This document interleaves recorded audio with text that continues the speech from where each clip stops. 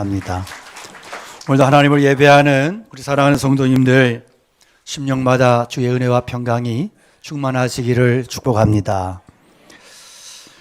사람들이 좋아하는 시인 가운데 천상병 시인이라고 있는데 이분의 시 가운데 많이 알려진 귀천이라는 시가 있습니다. 나 하늘로 돌아가리라. 아름다운 이 세상 소풍 끝나는 날 가서 아름다웠다고 말하리라. 그런 내용입니다. 이 시를 보면 인생을 부담 없이 즐기는 소풍처럼 여기며 죽음을 담담하게 당당히 만든 어떤 시인의 여유로움이 담겨 있습니다. 그러나 우리 인생을 향한 성경 말씀은 그렇게 소풍 같지 않다는 거죠. 한가하지 않습니다. 소풍을 가듯 그저 감상에 젖어서 시를 노래하듯 살아갈 수 있는 인생이 결코 아님을 성경이 말씀합니다. 성경이 우리를 향한 삶의 요구는 훨씬 더 심각하고 긴장감이 넘칩니다. 우리가 잘 알고 있는 마태복음 25장 달란트 비유를 보면 어떤 사람이 타국으로 가면서 종들을 불러서 자기의 소유를 이렇게 맡겨요. 그리고 나서 먼 훗날에 돌아와서 결산을 합니다. 그 결과에 따라서 신실하고 충성된 종이라고 칭찬도 받지만 악하고 게으른 종이라고 심판도 받습니다.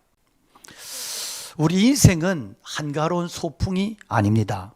성경은 우리가 어떠한 인생을 살았느냐 그 결과에 따라서 심판이 있음을 분명히 말씀합니다.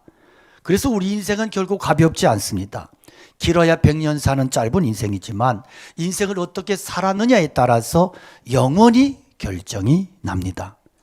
우리 인생 모래알처럼 작지만 그 무게는 1000만금보다도 무겁습니다.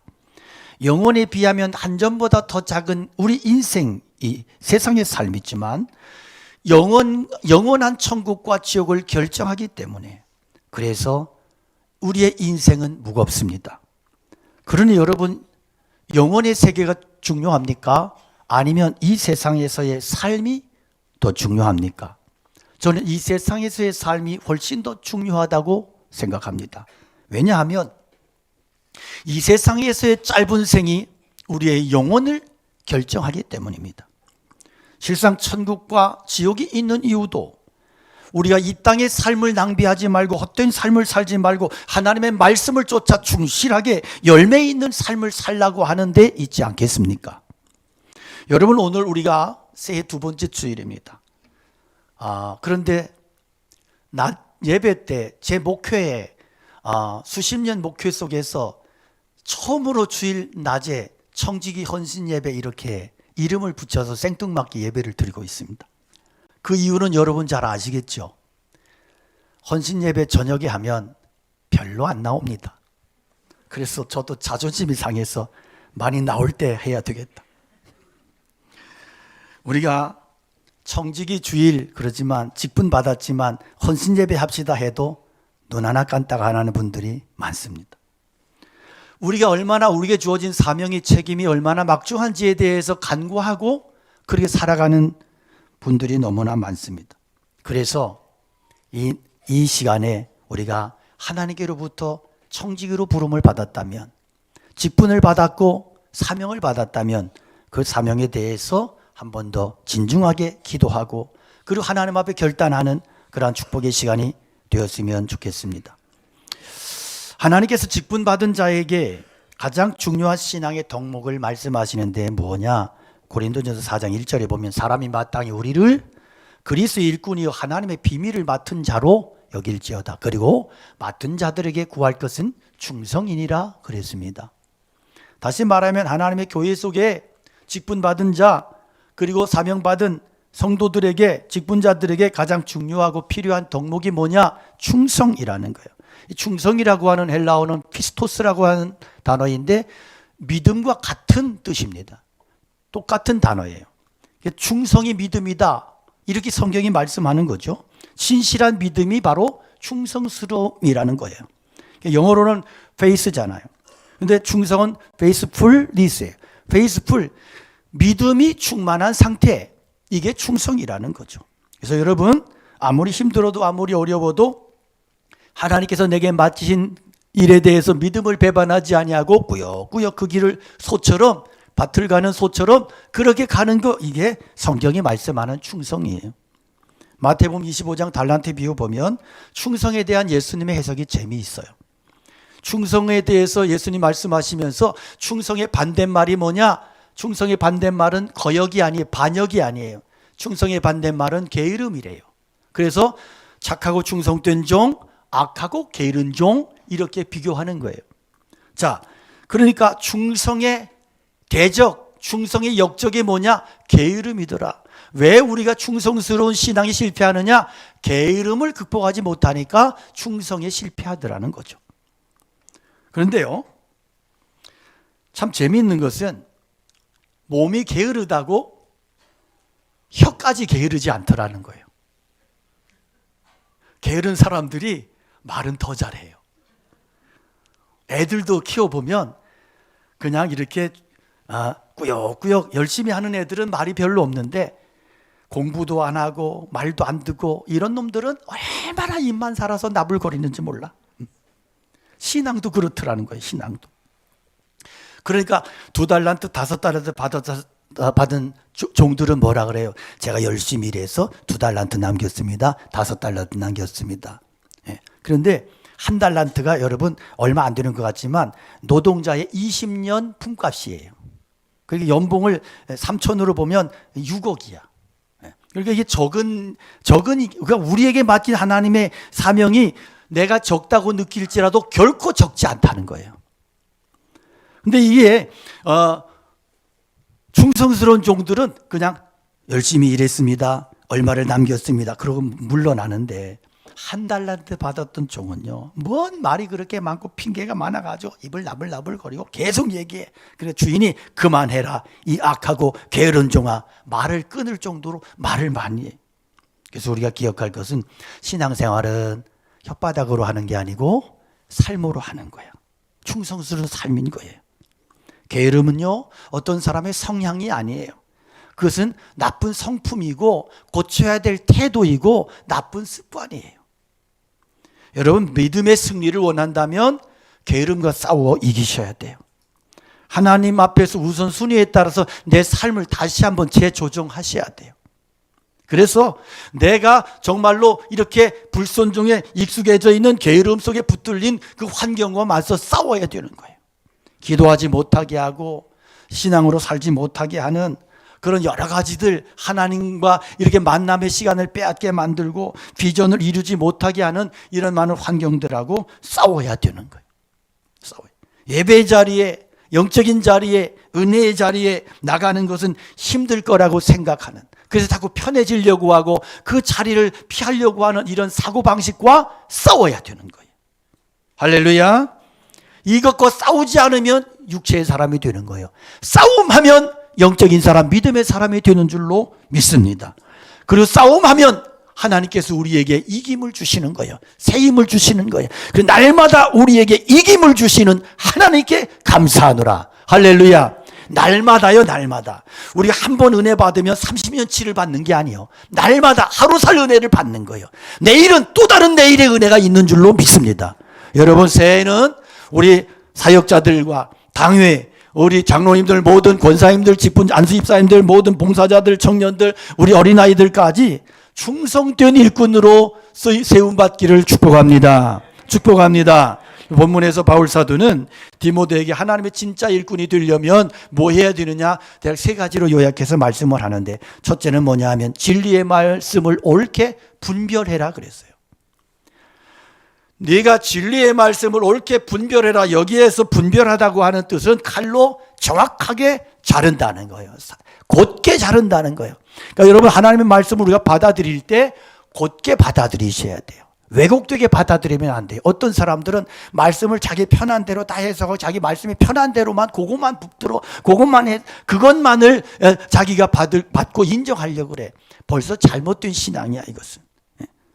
그러니까 많은 사람들이요, 자기 식대로 말씀을 해석하고 자기가 편한 것만, 좋은 것만 말씀을 받아들이고 그러면서 하나님의 말씀에 이렇게 했으니까 이것이 진리야. 다른 말씀도 있는데, 다른 정반대의 말씀도 있는데, 그러니까 자기 식대로만 자꾸 그렇게 받아들이려고 그래요. 그러니까 듣기 편한 말씀? 여러분, 하나님의 말씀이 듣기가 정말 편합니까?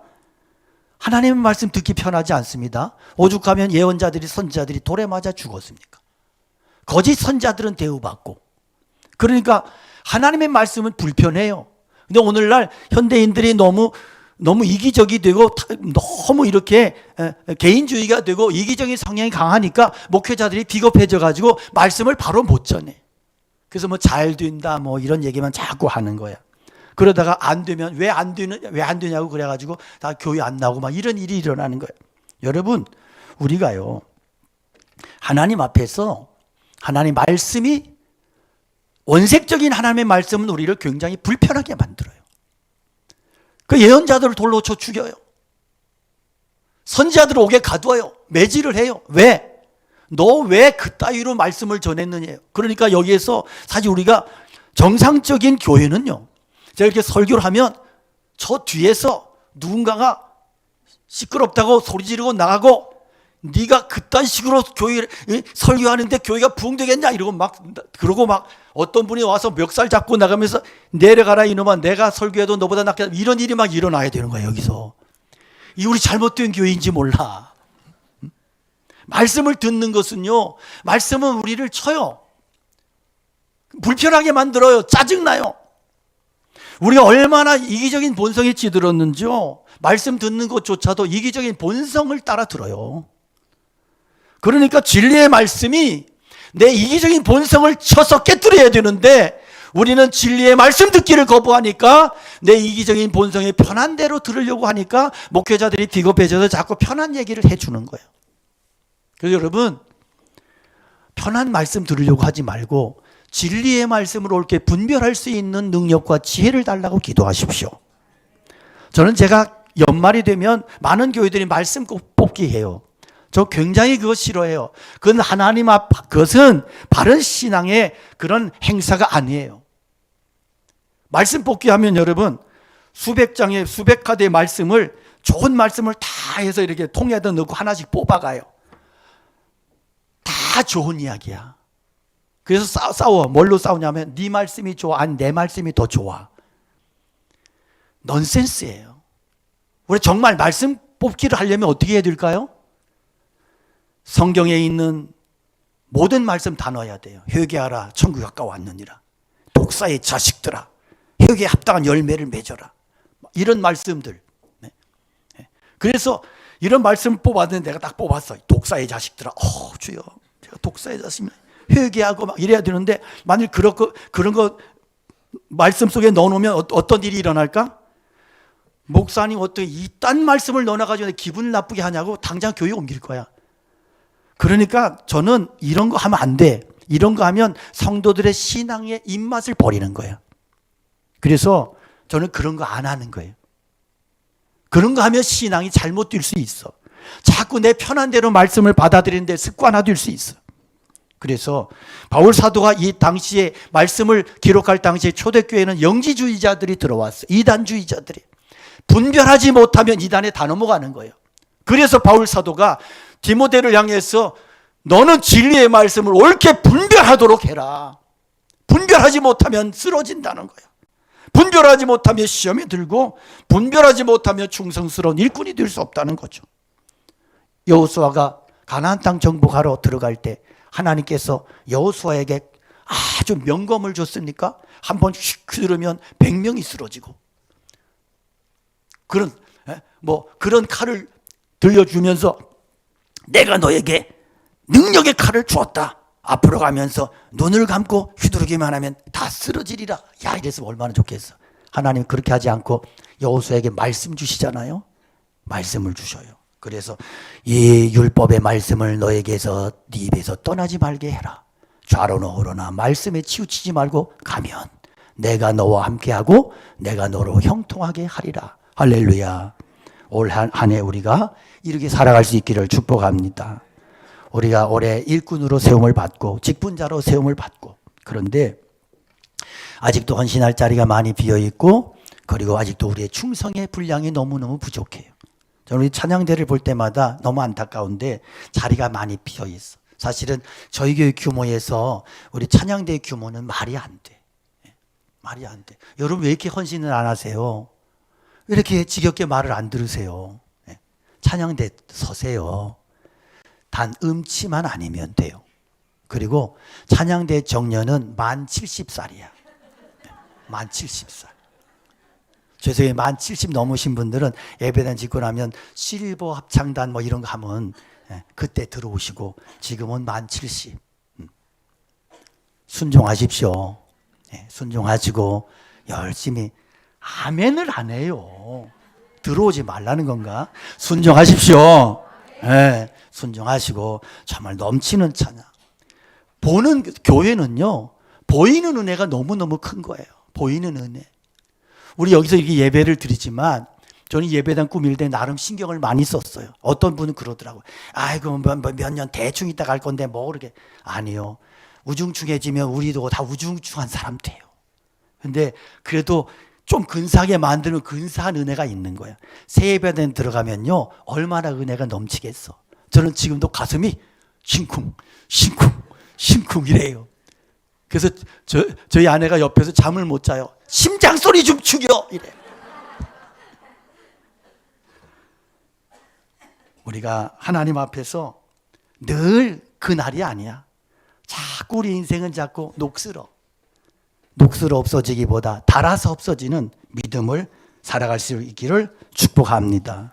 할렐루야. 새해는 우리 성도님들 정말로 청지기 의식 가지고 진리의 말씀 분별하며 그렇게 아무리 바빠도 믿음으로 승리하는 삶을 살아갈 수 있기를 축복합니다. 어떻게 하면 내가 거룩해질 수 있을까? 어떻게 하면 믿음에 승리하는 삶을 살아갈 수 있을까? 그래서 하나님 앞에서 그 믿음 가지고, 거짓 없는 믿음 가지고 하나님 앞에 충성스러운 일꾼으로 쓰임받기를 축복합니다. 또 부끄러울 것이 없는 일꾼으로 인정되자는 말씀을 하고 있어요. 이 일꾼이라는 헬라어 단어는 휴페레테스라는 단어입니다. 이 휴페레테스 복합 명사인데, 이것은 밑에서와 노를 젓다, 이 두 개가 합쳐진 말이에요. 배미창에서 노를 젓는 사람이 누구예요? 노예들이죠. 배너라는 영화를 보신 분들은 아시겠지만, 옛날에 배는 엔진이 없었잖아요. 다 노를 젓는 거예요. 배 밑창에서 100명, 200명 노예들이 노를 젓는데, 무슨 소리를 따라서? 북소리를 따라서 쿵, 쿵, 쿵 할 때마다 이거 하는 거야. 이거를 정신이 없어요. 맞춰야 돼.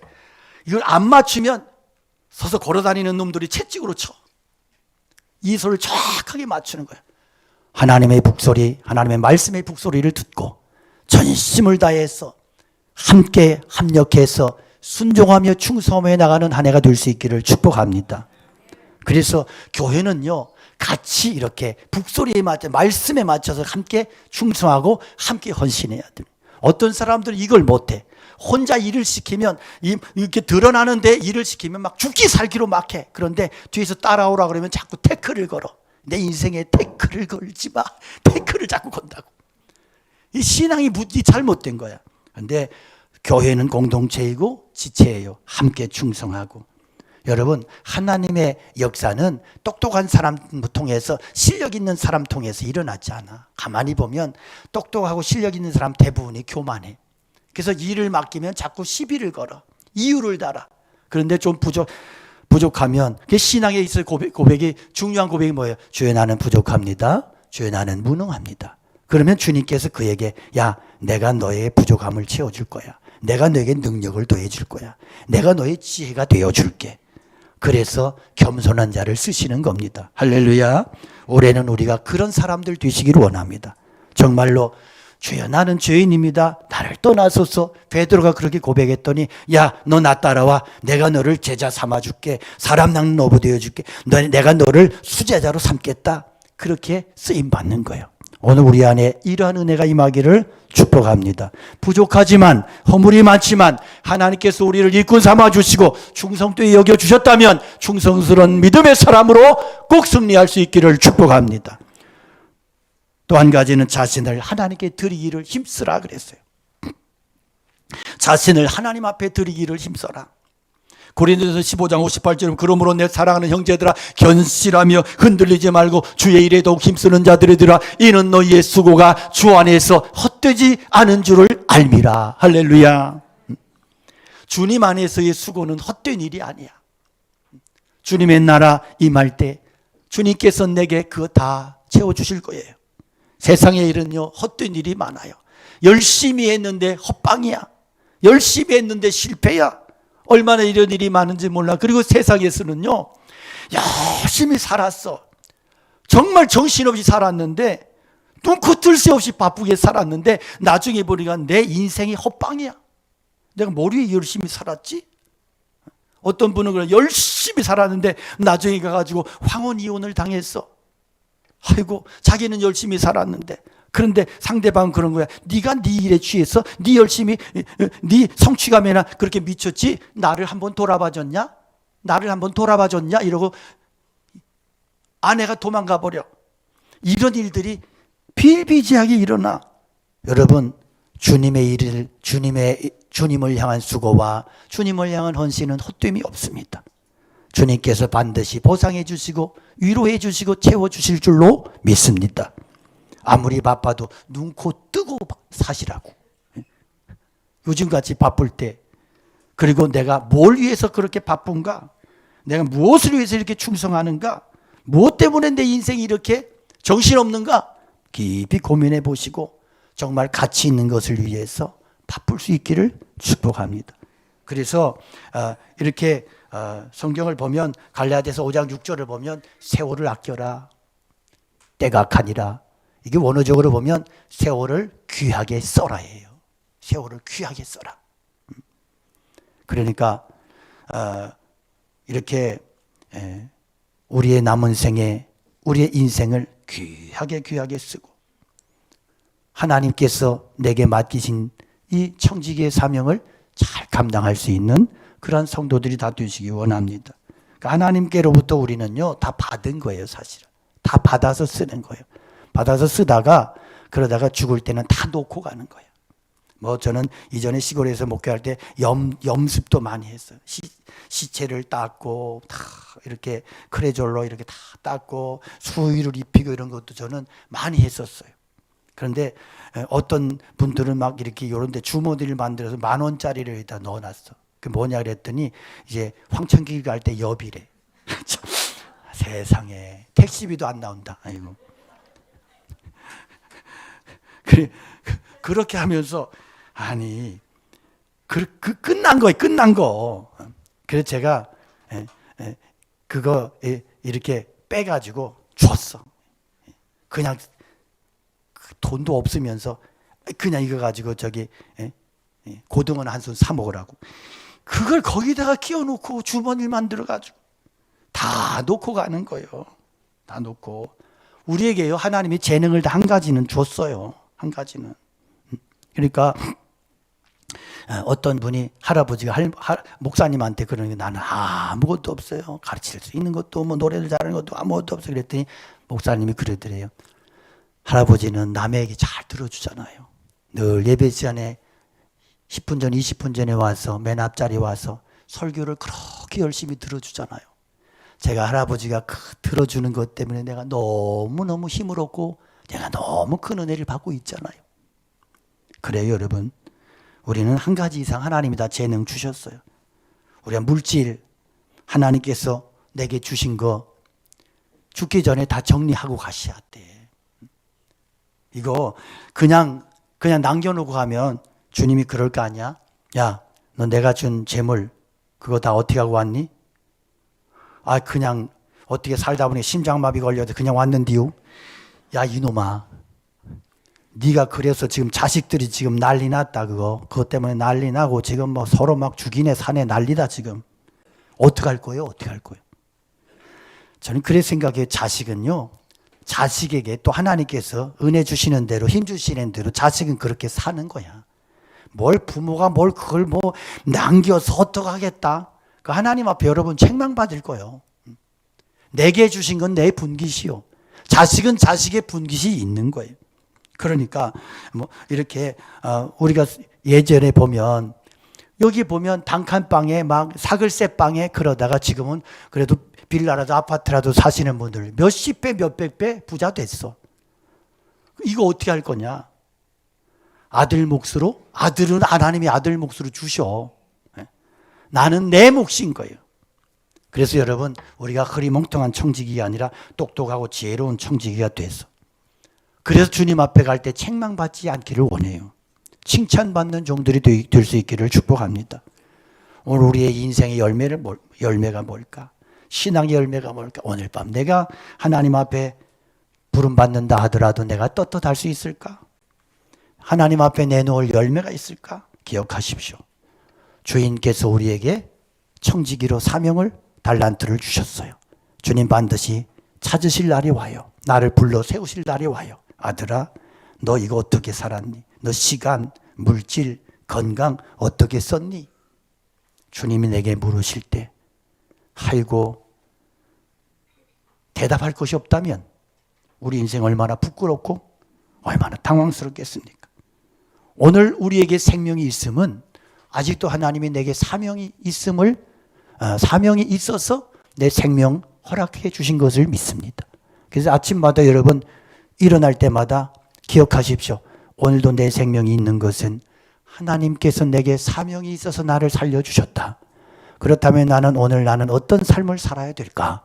기도하시고 하나님의 뜻 가운데 굳건하게 믿음에 서서 육체 남은 때를 하나님께서 맡긴 사명에 집중하고 그 사명 가지고 내 자신을 더욱더 주님께 드리고 더욱더 충성스러운 하나님의 사람으로 그렇게 믿음으로 살다가 훗날에 주님 앞에 서서 칭찬받는 하나님의 신실한 종들이 다 되시기를 주님의 이름으로 축복합니다. 할렐루야.